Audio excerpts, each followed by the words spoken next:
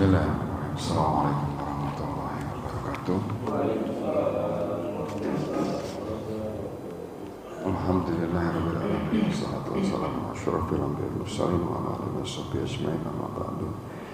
Rabbi sholli sadri wa yassir li amri wahlul 'uqdatam min lisani yafqahu qawli. Segala puji dan syukur kita panjatkan kehadirat Allah Subhanahu wa taala atas segala nikmatnya dan karunia-Nya, yaitu nikmat iman, nikmat Islam, dan juga nikmat kesehatan, sehingga kita masih bisa berkumpul di tempat yang mulia ini untuk melaksanakan salat subuh berjamaah yang insya Allah kita lanjutkan dengan ta'lim. Tak lupa juga kita ucapkan salawat dan salam kepada junjungan kita Nabi besar Muhammad SAW, sampai pada sahabatnya, keluarganya, dan insya Allah sampai pada kita, dan di yaumil akhir nanti kita akan mendapatkan syafaat darinya. Amin, amin ya rabbal alamin.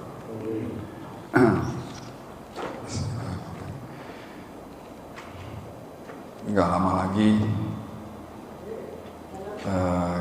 kita mau Idul Kurban ya. Jadi kita udah masuk dalam bulan Zulhijjah. Walaupun kita udah masuk dan tinggal beberapa hari lagi kita ke 10 Zulhijjah, nggak ada salahnya kita sedikit lebih tahu mengenai bulan Zulhijjah itu. Ya. Jadi bulan Zulhijjah adalah bulan ke-12 atau bulan terakhir dalam kalender Islam. Dalam kitab Tahzib al-Asma disebutkan bahwa secara harfiah Zulhijjah terdiri dari dua kata, yaitu Zu dan Al-Hijjah. Zu itu adanya pemilik, dan Al-Hijjah itu yang berarti ibadah haji ya. Jadi Zulhijjah itu memang kelihatannya dikhususkan untuk di dalamnya ada ibadah haji ya. Disebut Zulhijjah karena bulan ini puncak ibadah haji dilakukan, yakni wukuf di Arafah.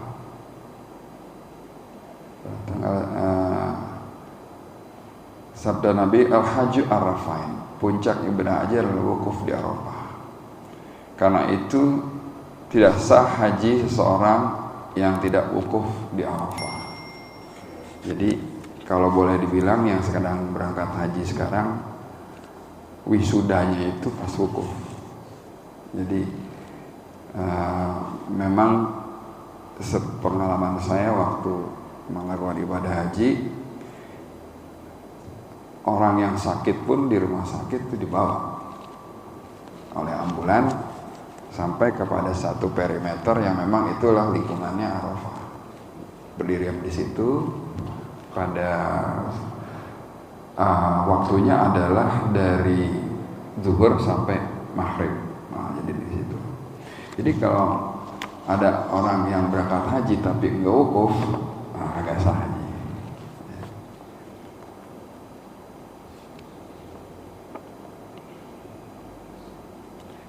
Nah, jadi karena itu adapun bagi yang tidak melaksanakan haji, orang-orang seperti kita di tanah air ini sangat dianjurkan berpuasa di hari Arafah.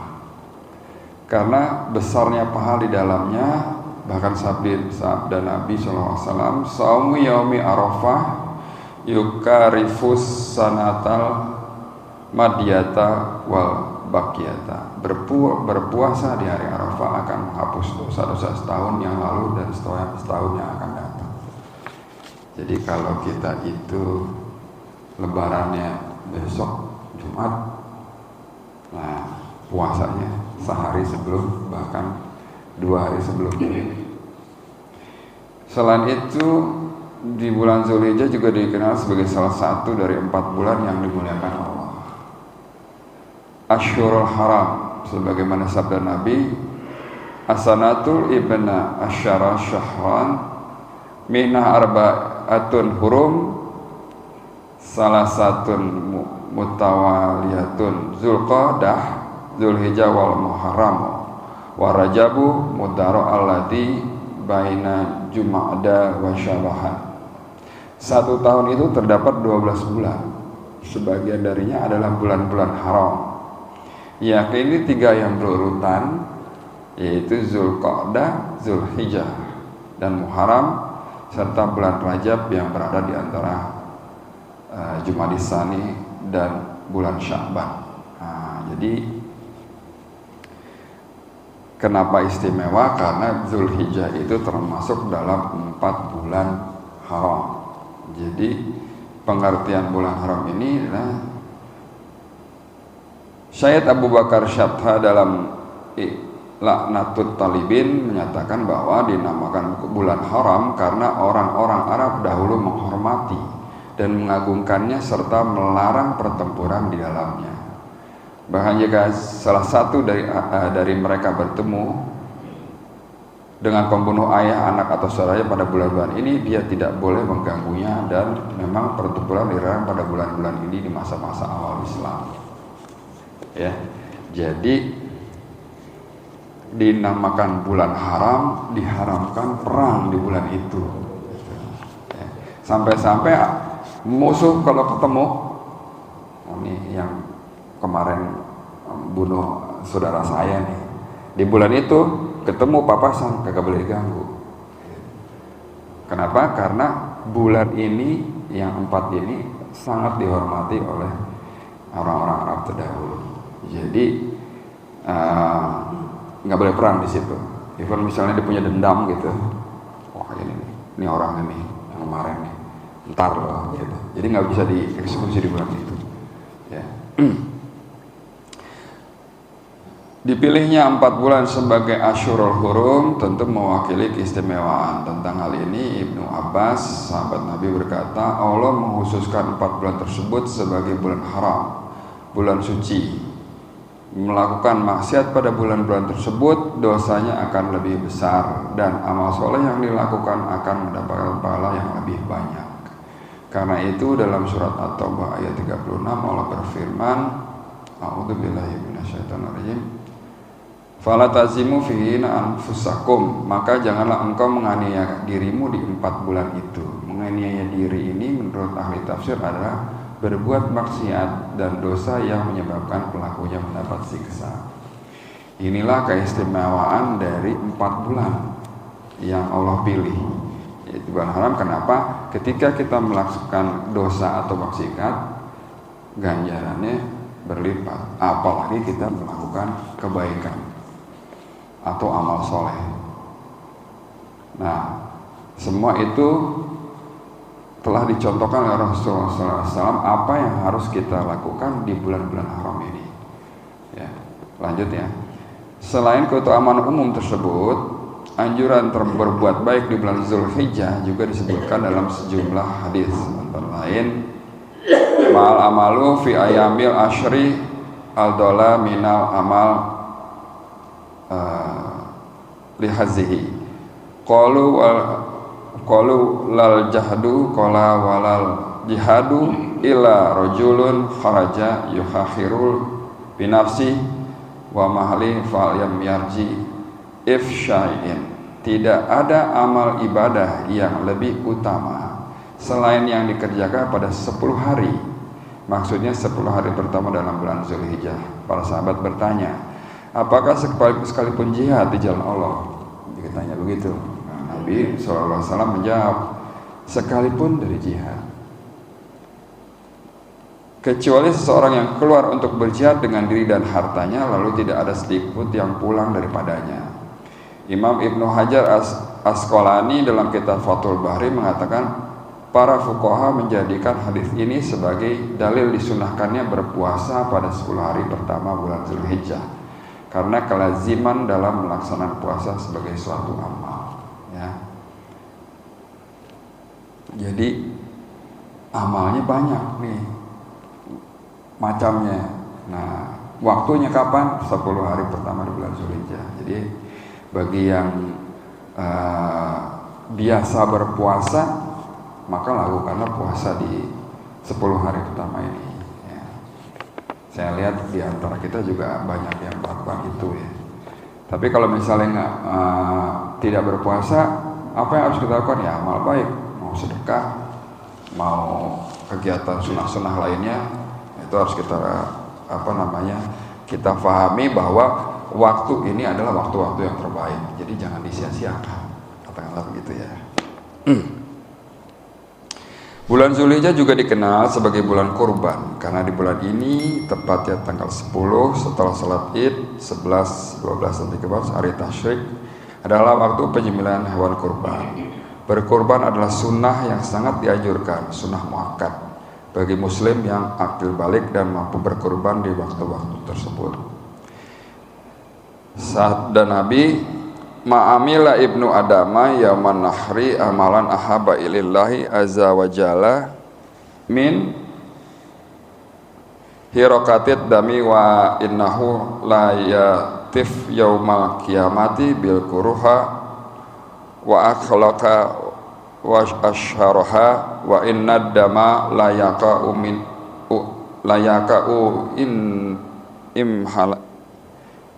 minallahi azza wa jalla bil makanin qabla an yaqa'a alal ardi fatibu biha. Tidak ada satu amalan yang dikerjakan anak Adam pada hari nahar atau hari penyembelihan yang lebih dicintai oleh Allah azza wa jalla daripada mengalirkan darah penyembelihan hewan kurban. Sungguh dia, hewan kurban itu akan datang pada hari kiamat dengan tanduk-tanduknya, kuku dan rambutnya. Sesungguhnya darahnya akan sampai kepada Allah azza wa jalla sebelum jatuh ke tanah, lalu dengannya jiwa menjadi bagus. Juga sabda Nabi, man kana lahu sa'atun walam yudahi fala yuqarbina musallana. Barang siapa memiliki kelaparan rezeki tapi tidak berkurban, maka jangan sekali-sekali mendekati tempat sholatku. Ada satu kegiatan yang sangat dianjurkan selain berpuasa adalah berkurban. Bahkan Rasulullah SAW menyatakan bahwasanya saat penyembelihan kurban, ya kan, darahnya belum sampai ke tanah, amalnya udah nyampe. Sebenarnya bukan darahnya aja, tapi lebih kepada ketaatan kita dan keikhlasan kita yang dilihat oleh Allah. Bahkan Rasulullah SAW menyebutkan, barang siapa memiliki kelaparan rezeki tapi tidak berkorban, maka jangan sekali-sekali mendekati tempat sholatku. Memang ibadah kurban ini adalah sunnah, tapi sunnah yang muakkad, sangat dianjurkan. Sampai-sampai kalau ada kelapangan rezeki dan Anda tidak berkurban, jangan dekati tempat sholatku. Sampai bilang begitu. Kenapa seperti itu? Itu menandakan bahwa Allah sudah menyediakan waktu, ya, dalam 1 tahun ini, dan kita tidak mau memanfaatkannya, padahal kita juga diberi kelapangan rezeki, ya. Nah, terus kita nggak ikut kurban gitu. Nah, efeknya apa? Nah, Rasulullah akan bilang, kamu sudah diberikan rezeki cukup, disediakan waktu yang bagus untuk berkurban, tapi kamu nggak ikut berkurban dengan alasan apapun gitu. Yang jelas ketika dia memiliki kelapangan rezeki dan bisa untuk berkurban dan tidak mau berkorban, maka jangan dekati tempat sholatku, kata Rasulullah SAW. Jadi kalau ada orang yang bilang untuk saya kurban itu adalah semi wajib gitu, ya. Karena apa? Karena kalau nggak saya lakukan, padahal saya mempunyai kelapangan rezeki, ya kalau boleh dibilang ancamannya seperti itu gitu loh. Jangan dekati tempat sholatku. Artinya apa? Lu nggak masuk ke golongan aku, kata Rasul. Kamu nggak masuk golongan aku. Ya, saya contohin kok, saya aja korban gitu. Nah, tapi di sini kan ada syaratnya adalah ketika dia mampu dan mempunyai keluasan rezeki. Tentunya yang bisa yang bisa memahami bahwa saya ini punya rezeki yang cukup ada apa enggak, itu adalah dari kita sendiri. Pertama adalah pemahamannya begini, berkurbanlah jika mampu gitu. Bahkan di Al-Quran sendiri disebutkan, ya kan, sholatlah untuk Tuhanmu dan berkurbanlah. Artinya apa? Kenapa ditempelkan kurban habis sholat gitu kan? Sholat itu ibadah yang vertikal, kurban itu ibadah yang horizontal. Artinya apa? Kalau memang mau ngikutin apa yang Allah katakan, setelah engkau beribadah kepada aku secara vertikal, ya coba lakukan yang horizontal. Itu buat bukti bahwa kita benar-benar ikut mengikuti apa yang Allah mau gitu. Karena seperti itu, maka kurban yang akan kita hewan kurban yang kita kurbankan itu adalah bukti ketaatan kita kepada Allah Subhanahu wa taala. Jelas itu. Bahkan disebutkan oleh Nabi, bila Anda tidak mempunyai keleluasan rezeki, maka mintalah. Ya kan? Artinya diajarin doa gitu. Minta keleluasan rezeki, ya Allah, saya pengen kurban tahun ini gitu. Jangan kita berpikir aku kan nggak mampu gitu. Jadi dibilang mampu itu menurut siapa? Sebenarnya mampu menurut Allah. Ketika kita bisa punya kendaraan lebih daripada satu, ya kan, terus operasionalnya juga berlebih dan kita tidak menyisihkan sedikit penghasilan kita untuk berkurban, maka dibilang nggak masuk golongan saya, jangan deketi tempat sholat saya. Kata Rasulullah seperti itu. Jadi mudah-mudahan insya Allah kita dimampukan oleh Allah untuk berkurban di tahun ini ya. Dan memang disunahkan kurbannya itu setelah dibagikan ada yang kita makan. Artinya apa? Kalaulah kita bisa berkurban di tempat tinggal kita, maka lakukanlah itu sebelum kita kurban di tempat yang lain. Jadi kalau boleh-boleh saja kurban di tempat yang lain, ya kan, misalnya ikut sekarang ada kegiatan berkurbanlah untuk Palestina gitu. Nah, kita boleh ikut, tapi sangat disarankan kita juga berkurban ikut di sini. Jadi kurbannya dua gitu, ya kan. Nah kembali lagi, kalau mengikuti afdolnya adalah kita kurban di tempat tinggal kita bagiin tuh. Tapi kelihatannya kalau misalnya punya keinginan yang kuat untuk berkurban di tempat lain, nggak apa-apa juga, tapi lebih afdolnya kurbannya di tempat tinggal kita. Jadi gitu ya. Lalu intinya berkurban merupakan sarana bertaqarrub kepada Allah. Namun hanya yang berkurban secara ikhlas yang akan diterima, sebagaimana firman Allah surat Al-Hajj ayat 37. A'udzubillahi minasyaitonirrajim. La yanallaha luhumul wala dima'uha walakin yanallahul at-taqwa minkum. Daging-daging unta dan darahnya itu sekali-kali tidak akan mencapai keridhaan Allah, tetapi ketakwaan dari kamulah yang dapat mencapainya ya. Jadi yang dilihat takwanya kita. Anda mau dikatakan bertakwa, kurbannya gitu. Intinya mudahnya ya. Kita disediakan oleh Allah berbagai cara untuk ikut bertakwa itu seperti apa? Salah satunya itu berkurban. Dalam kitab Durat Al-Nasin, Ibnu Abbas meriwayatkan hadis dari Rasulullah bahwasanya di bulan ini terjadi berbagai peristiwa besar diantaranya. Jadi di bulan Zulhijjah ini ada beberapa peristiwa besar di dalamnya, di mana 9 peristiwa besar itu terjadi antara tanggal 1 hingga 9 Zulhijjah atau persis sebelumnya hari raya Idul Adha. Nah, jadi di samping Zulhijjah itu adalah bulan-bulan haram ya, termasuk 4 bulan haram. Juga di dalam bulan Zulhijjah itu ada peristiwa-peristiwa penting. Mari kita lihat. Yang pertama, tanggal 1 Zulhijjah, Allah Subhanahu wa taala mengampuni kesalahan Nabi Adam. Maka barang siapa yang berpuasa pada tanggal 1 Zulhijjah, niscaya akan diampuni dosa-dosa kecilnya. Ya.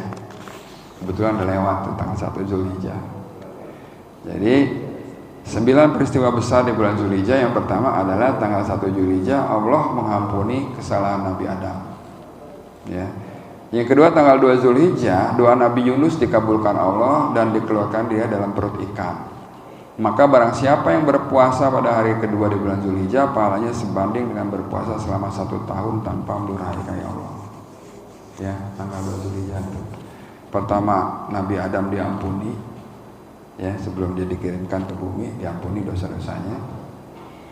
Yang kedua, Nabi Yunus doanya dikabulkan ketika ditelan sama ikan dia, ya, sehingga dia hidup kembali, dimuntahkan hidup kembali. Tanggal 3 Zulhijjah, Allah mengabulkan doa Nabi Zakaria yang menginginkan seorang putra. Padahal Nabi Zakaria waktu itu sudah berumur 120 tahun. Maka barang siapa yang berpuasa pada tanggal 3 Zulhijjah, semua keinginannya akan dikabulkan Allah. Tidak hanya berpuasa ya, artinya amal-amal yang baik ya. Ya kan, amal-amal yang baik tidak hanya berpuasa ya. Puasa kegiatan-kegiatan sunnah lainnya juga bisa. Banyak baca Quran, banyak sedekah. Kenapa kita ambil momennya? Tanggal 3 Zulhijjah itu doa Nabi Zakaria. Kita ketahui kan ceritanya Nabi Zakaria. Dia pingin banget punya penerus untuk berdakwah, suksesornya, ya kan? Dia berdoa siang malam sampai pada satu saat dia menemukan di dalam ruangan yang disediakan untuk Maryam. Maryam itu ada di dalam kamar itu ada mihrabnya, di mana setiap dia datang untuk memberikan makan kepada Maryam, melihat segitu banyak hidangan yang sudah tersedia yang saat itu enggak musimnya. Nah, dia tanya sama Maryam, ini dari mana? Kata Allah, dari Allah. Allah memberikan aku. Bagaimana caranya? Aku tinggal berdoa di mihrab ini. Maka Nabi Zakaria pun berdoa di mihrab itu. Dia minta, ya Allah, berikanlah aku penerus. Jadi penerus itu tidak hanya sebagai penerus keturunan biologis, tapi penerus dakwah. Nah, itu yang perlu kita pahami di sini. Maka pada tanggal 3 Zulhijjah itu Nabi Zakaria dikabulkan doanya. Yang keempat, pada tanggal 4 Zulhijjah, ya, Nabi Isa dilahirkan oleh ibunda Maryam di sudut kota Bethlehem atau Batul Laham dalam keadaan sehat meski sempat menggegerkan kaumnya. Pasalnya ia terlahir dari seorang yang masih perawan. Lalu barang siapa yang berpuasa atau beramal soleh di hari keempat di bulan Zulhijjah, maka Allah akan menghilangkan kesusahan hidup dari kefakiran dan kefakirannya. Dan kelak di hari kiamat akan dikumpulkan bersama orang-orang yang mulia. Artinya apa? Di tanggal 4 Zulhijjah ini Nabi Allah Isa dilahirkan oleh Bunda Maryam. Jadi Siti Maryam itu keluar dari kotanya menghindari fitnah dan segala macamnya karena dia hamil padahal dia masih perawan. Jadi keluar dari kotanya, tiba pada satu tempat kota kecil namanya Bethlehem, yang pada di Quran itu dijelaskan dia akhirnya istirahat di situ, sandar kepada tangkal kurma, ya kan? Dan Allah mudahkan kelahiran Nabi Isa dengan apa? Pertama, dialirkannya sungai kecil di sebelahnya. Untuk apa? Untuk membersihkan darah-darah dia setelah dia lahir. Nah, sebelum kejadian lahir itu pun Siti Maryam didatangi oleh Jibril alaihissalam. Dia sebutkan bagaimana aku bisa melahirkan dan segala macam. Kalau buat Allah itu mau gampang, fayakun, bisa. Maka dialirkan air. Ketika kamu lapar, kamu tinggal pukul tangkal kurma itu, maka jatuhlah buah kurma yang sudah matang, ya kan? Lalu dia dengan susah payah melahirkan, Pak. Bayangin aja kalau kita kemarin tuh lagi istri mau melahirkan, kita tungguin di dalam saat proses dia melahirkan, ya, kita bisa lihat susahnya kayak apa. Nah, kita pahami bahwasanya Maryam itu melakukan proses itu tanpa ada yang nemenin. Bisa kita bayangin beratnya kayak apa, ya kan? Nah, kesusahan yang dialami oleh Maryam tidak hanya kesusahan fisik, Pak, tapi juga mental. Kenapa? Dia belum sama sekali disentuh oleh pria, tapi dia hamil dan dia bisa melahirkan. Selanjutnya apa? Selanjutnya bagaimana saya membesarkan anak ini, bagaimana saya akan bercerita kepada orang-orang di kampung saya. Jadi nggak cuma fisik, mentalnya juga lagi digojlok, Pak. Tapi lagi-lagi di Quran disebutkan pertolongan Allah itu datang dengan cara yang tidak biasa, yaitu apa? Ketika dia kembali ke kampungnya setelah disusuin, setelah bersih ya, Nabi Isa setelah bersih, dalam beberapa waktu, saya lupa waktunya kapan tuh, berapa bulan atau ini, dia balik ke kampungnya dengan niatan puasa ngomong, Pak. Dia puasa ngomong, kalau ada yang nanya, aduh gue diam aja deh, Allah yang bakal nolong saya. Begitu sampai di kampungnya, kebetulan Maryam ini adalah anaknya salah satu tokoh penting di saat itu. Saat itu adalah Imran, itu adalah satu tokoh yang omongannya itu diikutin orang. Kebayang nggak Pak? Pembesar satu, boleh dibilang ulama terkenal lah. Imran itu punya anak, bisa hamil, nggak ada lakinya. Kan udah bingung banget tuh Pak. Terus begitu dia pulang, dia bawa bayinya, udah siap-siap dihakimi oleh orang sekampung. Bisa kebayang kesusahannya kayak apa? Fisik dan mentalnya kan benar-benar saat itu habis ngelahirin, ya kan, baru istilah belum fully recover, terus dia harus memikirkan bagaimana gue harus ngasih tahu ke orang-orang ini. Dan Allah berkehendak Nabi Isa alaihissalam ngomong saat itu, gitu. Ya kan, disuruh tanya aja deh sama anaknya, katanya. Orang kampung bilang, ini orang udah gila kali ini. Masa kita suruh nanya sama bayi belum bisa ngomong? Akhirnya bayi ngomong. Akhirnya bayi ngomong, Pak Anies, saya begini dijelasin. Di situ kayak artinya saat itu kesusahan Maryam dicabut oleh Allah. Dengan apa? Dengan dia diterimanya kembali di lingkungan itu. Bahkan orang berebut untuk memberikan istilahnya membantu dia, memberikan yang terbaik gitu. Jadi orang-orang kampungnya tahu ini ulama besar, punya anak, anaknya istimewa, punya cucu, cucunya lebih istimewa lagi. Ya kan? Geger tuh kampung, berebutan lah dia untuk memberikan yang terbaik untuk si Maryam ini. Jadi bisa kita lihat di tanggal 4 Zulhijjah itu Nabi Isa dilahirkan dengan segala kesusahannya. Maka barang siapa di hari keempat ini melakukan amal ibadah seperti berpuasa, maka Allah akan menghilangkan kesusahan hidup dan kefakirannya. Ya. Oke. Lalu tanggal 5-nya, tanggal 5 Zulhijjah, Nabi Musa dilahirkan dengan nama Yakubat di desa Uksur, Mesir. Beliau kemudian diasuh oleh Fir'aun dan seperti kita tahu berbelok untuk menentang Fir'aun karena keangkuhan dan kesombongannya. Jadi barang siapa melakukan amal ibadah seperti puasa pada tanggal 5 Zulhijjah, niscaya akan dihindarkan dari sifat munafik dan siksa kubur.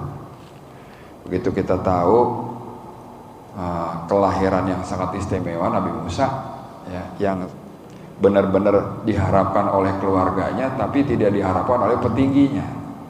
Karena petingginya saat itu Fir'aun punya mimpi bahwa akan lahir dari kalangan Bani Israel orang yang akan menghancurkan kekuasaannya.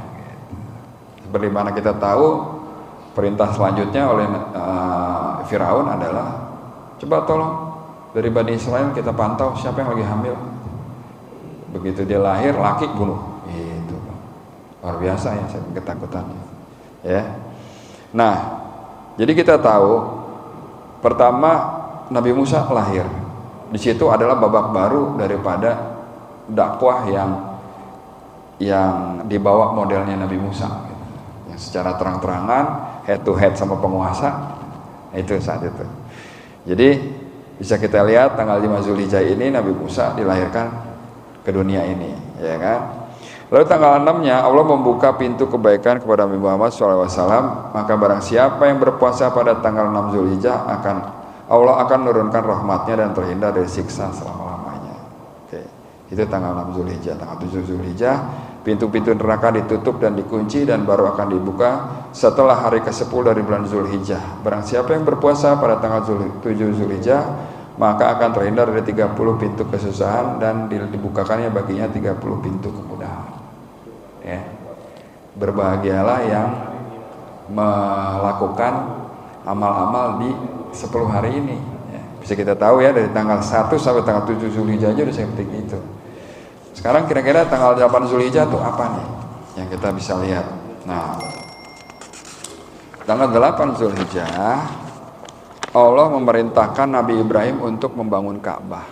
Ketika bangunan Ka'bah telah jadi, Nabi Ibrahim merenung, apakah yang ia lakukan mendapat pahala atau tidak? Maka disebutlah dari hari ke-8 dari bulan Zulhijjah ini Yaumul Al-Tarwiyah, yang artinya merenung dan berpikir gitu. Ya. Ada yang mengatakan Nabi Ibrahim bermimpi mendapat tugas dari Allah untuk menyembelih Ismail. Maka seharian Nabi Ibrahim berpikir apakah perintah itu benar-benar dari Allah atau dari setan.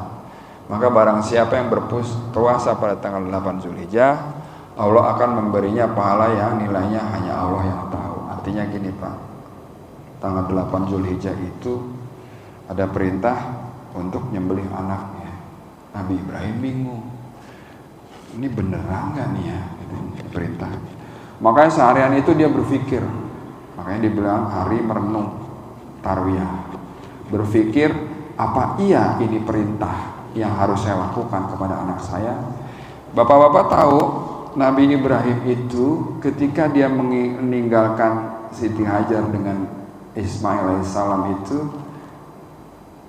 berat. Kenapa? Dia tahu dia meninggalkan di satu tempat yang gersang, gak ada apa-apanya gitu. Tapi karena itu perintah Allah dia lakukan. Udah banyak cerita yang kita dengar dari beberapa ustadz yang pernah nyampaikan di sini bahwasanya buat Nabi Ibrahim itu berat, buat Siti Hajar itu berat juga. Ya. Tapi Allah berkehendak semuanya dimudahkan oleh Allah. Tidak lupa Nabi Ibrahim begitu dia meninggalkan Siti Hajar dia berdoa. Dia berdoa untuk memakmurkan tempat yang dia tinggalkan itu. Ya Allah, berikanlah kemakmuran kepada tempat yang saya tinggalkan karena saya sudah meninggalkan istri dan anak saya di sini. Berikanlah keberkahan tempat ini. Maka setelah itu ditemukannya sumur Zam-Zam itu ditemukan, akhirnya berubahlah tempat itu dari tempat yang gersang menjadi tempat yang banyak dihuni orang. Dan selanjutnya.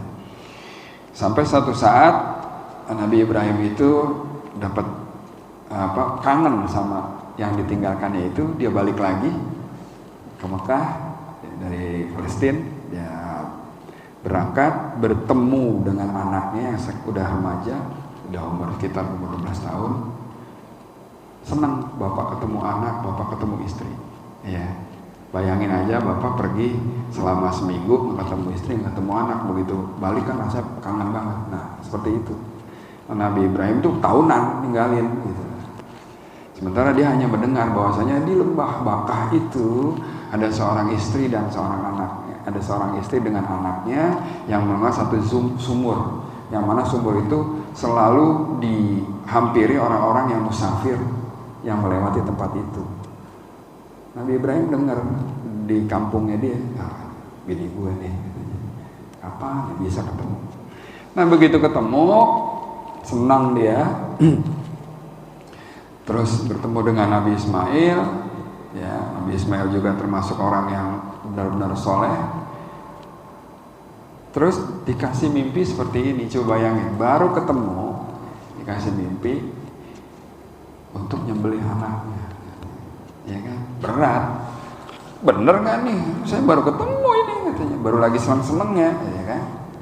Baru ketemu namanya bapak ketemu anak, ngobrol bareng, kerja bareng ya. Kita tahu kan Nabi Ibrahim kan ngebangun kembali Ka'bah kan, ngebagusin ya. Tiba-tiba sebelum itu ya, waktu ada mimpi disuruh nyembelih anaknya. Dia berpikir selama seharian, itu tanggal 8 Zulhijjah. Ketika mimpi itu datang terus, maka tanggal 9 Zulhijjah Nabi Ibrahim yang betul-betul yakin betul bahwa mimpinya di malam ke-9 itu benar-benar dari Allah dan bukan dari setan. Hari ini disebut yaitu Yaumul Arafah, karena tempat yang digunakan untuk menyembelih Nabi Ismail dinamakan Arafah. Jadi barang siapa yang berpuasa dan beramal pada 9 Zulhijjah, maka Allah akan mengampuni dosa-dosanya selama 1 tahun yang berlalu dan 1 tahun yang akan datang. Ketika dia bingung tanggal 8-nya, tanggal 9-nya dia eksekusi. Bagaimana cara eksekusinya? Dia ngomong dulu ke istrinya, "Wahai istriku aja, aku bermimpi begini. Menurut kamu gimana?" Mudah saja, karena Siti Hajar ini bukan orang sembarangan gitu ya, yang keikhlasannya, yang keimanannya kuat sekali. Dia cuma nanya, ini perintah Allah apa enggak gitu. Nabi Ibrahim bilang ini perintah Allah. Coba tanyain anaknya. Coba bayangin Pak, dia tanya ke anaknya, "Anak, saya disuruh sembelih kamu nih oleh Allah. Gimana kalau kejadiannya?" Bingung kan? Tapi apa yang dilakukan oleh Nabi Allah Ismail? Sama ibunya bilang, kalau ini perintah Allah maka lakukanlah. Insya Allah aku termasuk orang-orang yang sabar. Coba bayangin Pak, Nabi Ismail kayak gitu materialnya, jauh banget kan sama kita. Yang ada, baru ketemu, mimpi mau disembelih, yang bener aja Pak gitu kan. Nah kita baru ketemu ini katanya. Tapi beda, orang-orang pilihan Allah tuh beda. Ini perintah Allah bukan? Iya, ya udah lakukanlah. Insya Allah aku termasuk orang-orang yang sabar. Bayangin itu. Diuji sampai sedemikian rupa yang kita bilang gak masuk akal Pak. Tapi dilakukan Pak. Di tempat Arafah itu dia siapin. Bahkan saya pernah dengar cerita, tolong saya dipakaikan gaun yang terbaik ketika ayah menyembelih saya. Ya kan? Nanti begitu selesai darahnya tumpah, saya dilapnya pakai gaun itu. Tolong kasihkan ke ibuku. Coba bayangin Pak, dramatis banget kan ya. Dia melakukan yang dia yakini bahwa ini perintah Allah. Maka katanya Siti Hajar juga, tuh tolong suruh anaknya untuk berdandan, istilahnya membersihkan diri pakai gaun yang bagus. Ya kan? Terus ketika lehernya udah ada di atas batu, udah siap digorok, ya kan? Menurut Quran, persembahanmu telah kami terima. Allah gitu. Ya, oke. Tesnya sudah selesai. Bahwasanya ketaatan yang aku harapkan dari Nabi Ibrahim adalah sudah terlaksana. Dengan apa? Dengan dia benar-benar melakukan memotong anaknya. Karena dia bilang gini juga, "Ayah, tolong asah pisaunya tuh setajam mungkin." Ya kan? Supaya saya tidak banyak merasakan sakit. Coba bayangin. Nah, hal itu juga yang kita akan pahami bahwasanya kalau kita besok kurban, motong kambing atau sapi, maka persiapkanlah alat potongnya itu setajam mungkin. Hewan kurbannya yang sebagus mungkin, sebersih mungkin, segemuk mungkin. Nah, itu. Lakukanlah eksekusi. Gitu. Karena apa? Yang dicontohkan begitu.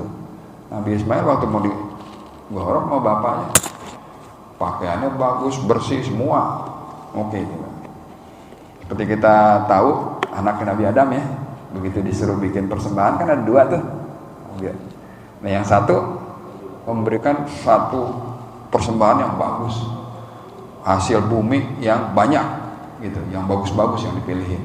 Yang satu lagi ternak yang kurus. Yang mana yang diambil? Yang terbaik itu yang diambil. Begitu juga Nabi Allah Ismail. Ya. Nah terus ketika mau dipotong gitu, mau digorok itu, Allah telah menerima kurbannya, maka digantilah dengan kibas.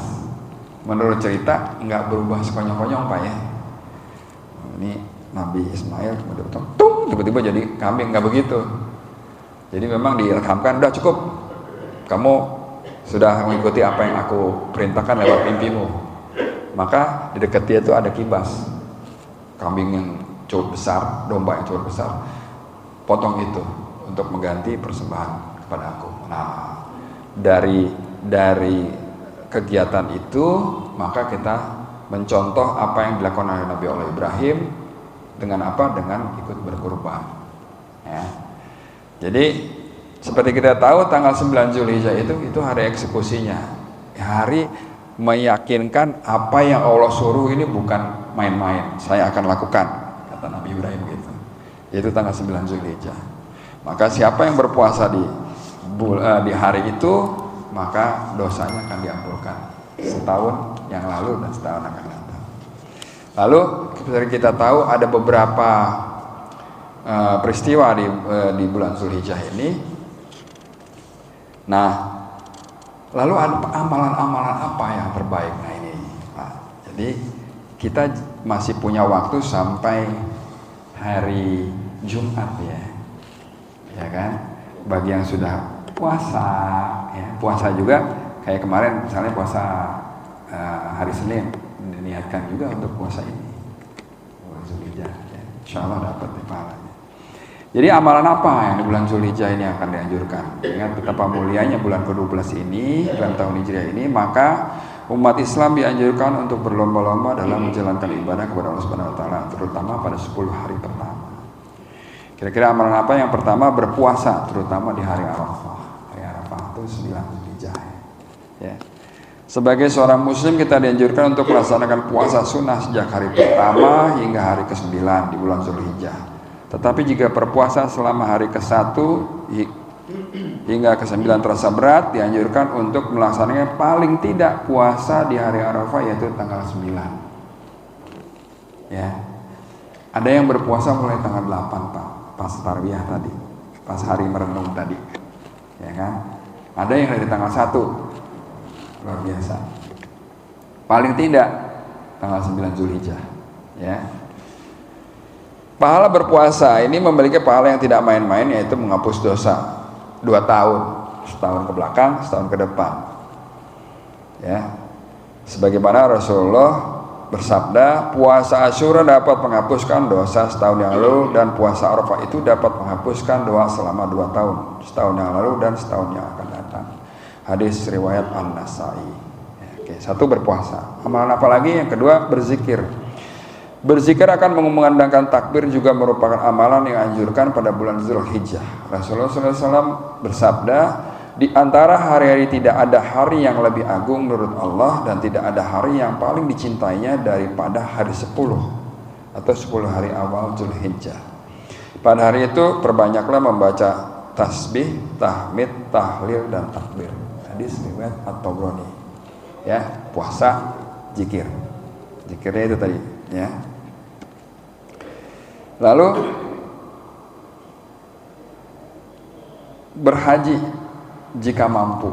Ya, jadi di antara teman-teman kita ada yang sedang menjadi tamunya Allah. Kenapa? Karena dia menyambut apa yang udah Allah sodorkan, ya kan? Makanya yang diucapkan adalah labai. Ya, saya akan datang memenuhi panggilanmu ya Allah. Karena kita sudah dipanggil ketika kita sebelum lahir. Jadi kalau ada orang bilang belum dipanggil, itu saya rasa agak-agak salah itu ya, begitu ya. Oke. Jadi berhaji jika mampu. Artinya apa? Kalau ada orang bilang, kan berhaji bukan buat orang yang mampu aja. Kita mau nggak dianggap mampu sama Allah kan gitu. Bagaimana caranya? Itu nabung. Gitu. Ketika kita sudah buka tabungan, insya Allah kaki kita di sebelah tuh masuk. Ya.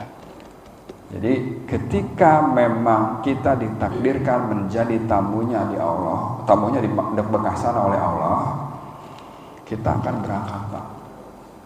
Apapun usaha kita, yakin itu. Kenapa? Karena yang jadi tamu Allah bukan orang yang sembarangan. Bisa kita lihat, ada yang latar belakangnya dari pejabat yang kaya, pengusaha, sampai kepada tukang parkir, ya, tukang sayur, katakanlah begitu, ya. Satpam, berangkat sama, setara saat itu. Kenapa? Semuanya tamu Allah. Jangan main-main, makanya begitu kita di sana nggak ada tuh boleh tuh. Kita kan nggak boleh berkata kasar ya, jika nggak boleh berkata-kata ngomongin yang porno-porno nggak boleh, zolim sama orang lain nggak boleh. Ya. Ini yang harus ini yang perlu kita pahami, Pak. Kenapa? Saat kita haji itu benar-benar semuanya tamu Allah. Jadi ada orang yang mau nyium Hajar Aswad tapi sikut-sikutan, dia zolim sesama tamunya Allah.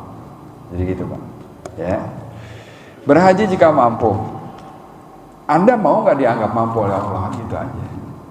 Baik, jawabannya terserah, kembali kepada Anda sendiri kan gitu. Ketika kita dibuka tabungan haji, kita daftar, nunggu, insya Allah nunggu kita itu nggak sia-sia. Bapak dengar ibadah haji tahun ini, kemarin saya baca haji furoda itu nggak keluar visanya. Bayangin aja, udah 300 juta bayar, nggak keluar visanya, kagak berangkat. Artinya apa?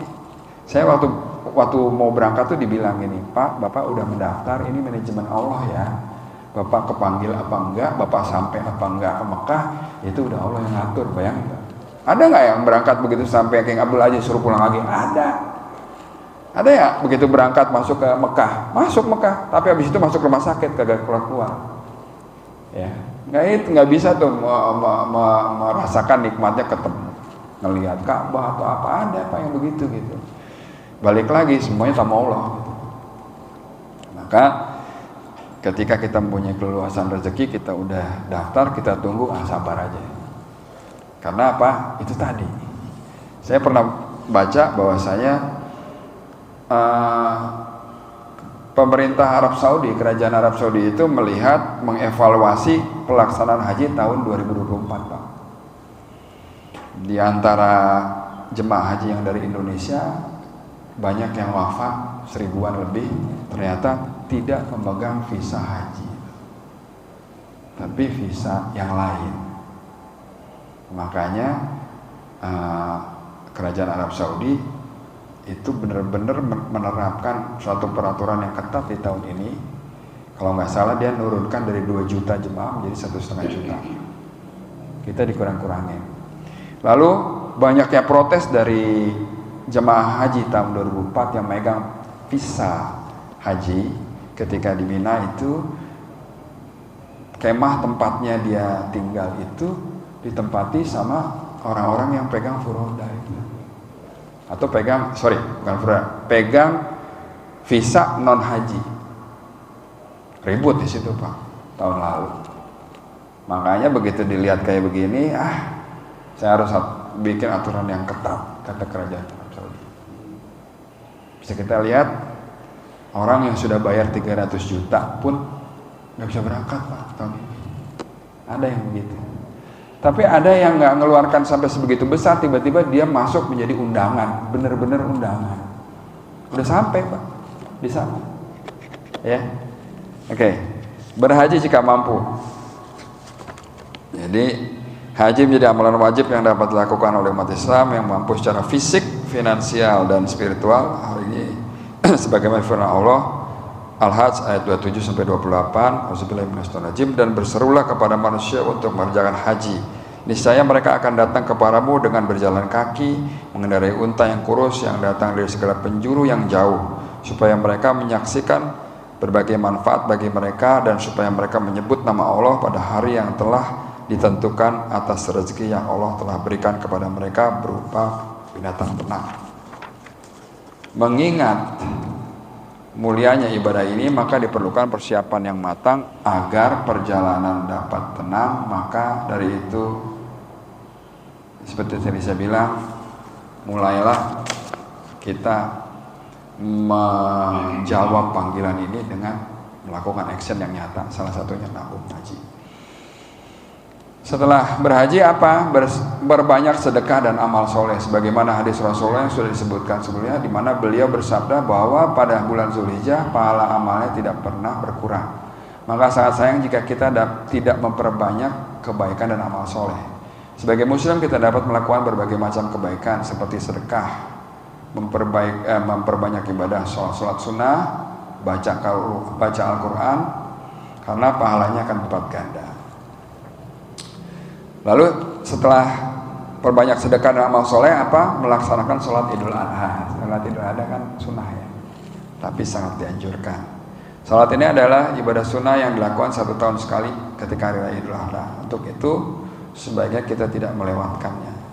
Sebab pelaksanaan sholat Idul Adha dan mendengarkan ceramah tersebut dapat menjalani amalan puncak di bulan yang mulia ini. Karena di sana juga lagi di Arafah kan gitu ya.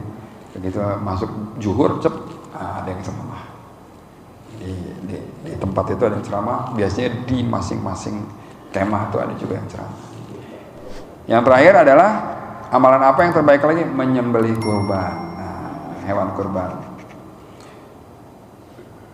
Dengan menyembelih hewan kurban maka ibadah menjadi sempurna. Sebagaimana sabda Rasulullah SAW, barang siapa menyembelih hewan kurban setelah sholat Id, maka ibadah kurbannya telah sempurna dan dia telah melaksanakan sunnah kaum muslimin dengan tepat. Hadis riwayat Bukhari nomor 5545 Fathul Bari sahih. Setelah disembelih, daging kurban dibagikan pada seluruh umat Islam, terutama kaum fakir dan miskin. Tapi tidak hanya kaum fakir dan miskin aja ya, tapi semuanya dapat. Ya. Oke.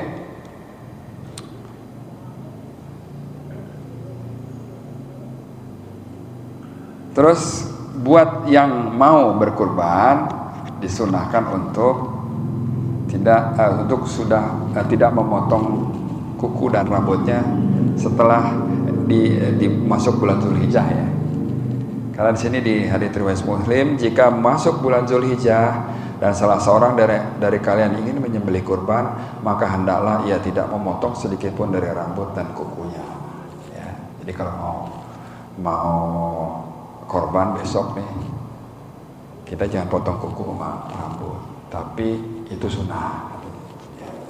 Ya, artinya yang perlu kita pahamin adalah jangan enggak kurban. Gitu. Ya, kira-kira itu aja yang bisa saya sampaikan. Mudah-mudahan bermanfaat. Lebih kurang saya mohon maaf. Itulah sedikit sekelumit tentang bulan Zulhijjah, di mana di bulan Zulhijjah itu disebutkan sebagai bulan haram, tidak boleh berperang saat itu. Jadi ada dari 12 bulan ada 4 bulan haram, salah satunya Zulhijjah ya, di mana di Zulhijjah itu 10 hari pertama adalah waktu yang tepat untuk melaksanakan amal-amal ibadah baik sunnah, baik itu sholat, puasa maupun baca Quran dan sedekah. Ya, kita bisa tahu juga bahwasanya ada 9 peristiwa penting di bulan Zulhijjah yang sudah saya sebutkan tadi, dan juga amalan-amalan apa yang kira-kira terbaik untuk dilaksanakan di bulan Zulhijjah ini. Kira-kira itu aja yang bisa saya sampaikan. Kalau ada yang mau ditanyakan, ditambahkan, silakan. Kayaknya udah masuk suruk ya. Ya udah, kita tutup kaji kita ini dengan kafaratul majlis. Subhanallah bihamdika asyhadu an la ilaha illa anta astaghfiruka wa atubu ilaik. Wabillahi taufiq wal hidayah. Wassalamualaikum warahmatullahi wabarakatuh.